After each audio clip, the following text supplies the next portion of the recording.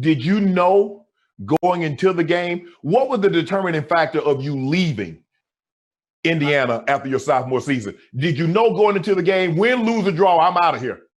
I had no money. We came back from Hawaii from the Christmas tournament. Okay. And I came back and there were no lights in my house. Now this is dead of winter. No lights, the gas turned off. My family, was all in different places. Right. And I didn't know where anybody was because we didn't have a phone. You couldn't call and find out. Right. And I never forget just trying to figure out where to go. And lucky enough for me, my girlfriend, who's my wife now, she had dropped me off at the house because she had a car. Of course, I didn't. And she drove off. And for some reason, she turned around and came back. And had she not come back, I'd have probably ended up, walking to my aunt's house and trying to find a place where everybody was. But, we was extremely poor. And when they said, hey, man, you can make some money by going to the NBA.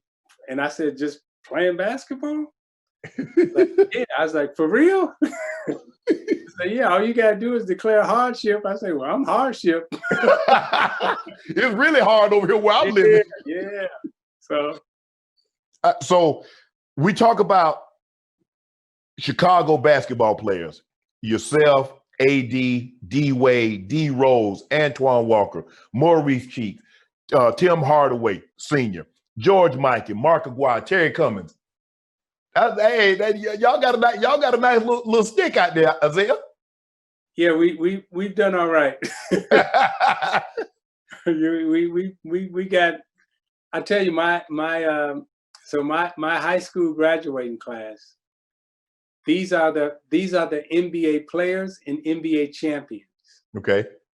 Myself, Mark Aguirre, Doc Rivers, Craig Hodges, Darrell Walker, and I'm missing one more. I'm missing one more, but we had 6 out of my high school class that went on to win NBA championships. So you and Mark Aguirre were the same year? Yeah, he was a year ahead of me. Ahead of you, right. 78, 79. Right. Oh, I'm sorry, Eddie Johnson. Okay, yes.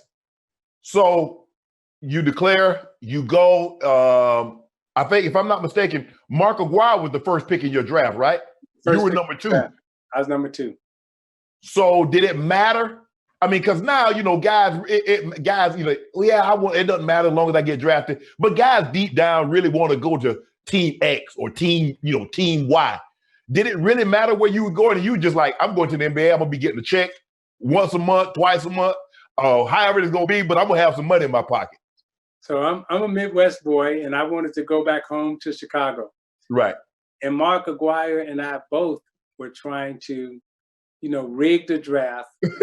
We both can get to Chicago because Chicago had the 4th pick and the 6th pick. Okay.